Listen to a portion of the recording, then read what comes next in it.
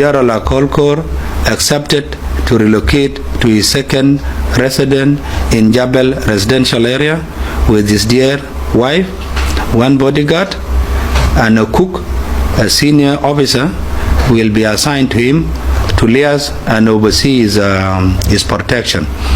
Welcome back to Celebs Watch 211. If you've been active on various social media streets, then you must have seen that there was a heavy gunfire in Tongping residential area of Juba on Thursday night, that is on November 21st, 2024. The shootout occurred at the residence of General Akol Koor, who happens to be the former Director General of the National Security Services, that is NSS, Internal Security Bureau, that is ISB. The fight broke out after General Akol Koor was requested to relocate from his Tongping residence to Jebel by the government. However, his security guards allegedly disagreed, leading to a misunderstanding that ended up in a gunfight. Several photos showing the damage done to General Akol Koor's residence in Tongping suburb of Juba are making rounds on the social media streets. All these are happening following the intense gunfight between forces loyal to General Akol Koor and the security forces from the state. The property and cars which have now been abandoned show shattered windows and debris. According to the spokesperson of the SSPDF, that is Major General Lul Ruai Koang, General Akol Koor has since been relocated to his new home in Jebel following the standoff. Apart from the damage caused to General Akol Koor's property and cars, 2 casualties, that is a student from the University of Juba and a lawyer, were reported. In addition, 4 fatalities were recorded in that 2 army officers passed away following the shootout and 2 civilians also met their death accidentally during the commotion. Don't forget to let me know what your thoughts are in the comments section.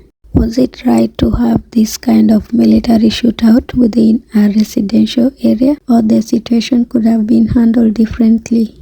Also, what type of message are we sending out to the citizens and the current government employees or civil servants? Do you think this is a starting point for people to be held accountable?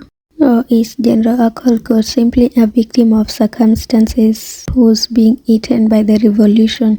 And last but not least, please consider subscribing to the channel and put on your notification bell so that you'll be among the first to get notified every time I upload a new video. You subscribing to the channel is a way of supporting me and it will not cost you anything. Thank you in advance. General Akol Koor accepted to relocate to his second residence in Jebel residential area with his dear wife, 1 bodyguard, and a cook. A senior officer will be assigned to him to liaise and oversee his protection. Then to keep at bay any opportunists, spoilers, he is going to be provided with an additional protection by the SSPDF at his new residence. And basically, he is not under hours detention, is just relocating to his residence. This is the biggest news that I have come to report to you, that the gunfire that we heard yesterday was not planned. Nobody had ordered for it. It was a misunderstanding, and as a result, we are able to successfully resolve it without unnecessary more bloodshed. And I'm taking this opportunity to inform the people of South Sudan that the problem has been successfully resolved.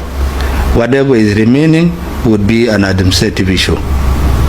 How did the fighting begin? Those who were directly involved, how did they end up fighting?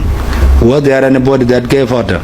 So those officers that were involved in the fighting will be subjected to administrative measures so that we know exactly what had terribly gone wrong. And of course, there is a saying that when 2 elephants fight, the grass suffer.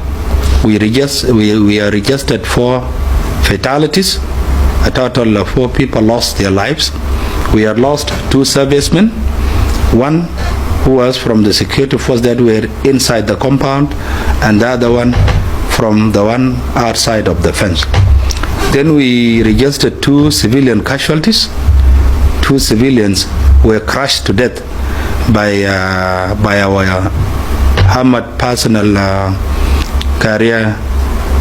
armored personnel carriers, the Baba del Sukarda. When they were maneuvering, they were maneuvering left and right. They unfortunately and intentionally crushed to death 2 civilians. In the crossfire, we registered 2 civilians that were shot and wounded. I was told one is a student at the University of Juba, and the second one, the Maulana. All of whom are in stable condition. We were able to retrieve the dead, taken to mortuary, the wounded to hospital. So as we speak, it is back to business as usual. And in a very special way, on behalf of SSPDF, we would like to thank the CNC for demonstrating very exceptional leadership, for the heads of the organized forces for demonstrating very exceptional leadership, and they have actually succeeded in resolving what many thought was a recurrence of 2013 and 2016 fighting. It has been successfully contained, like the way I said, and we are hopeful that nothing of that nature will ever occur again. Thank you very much.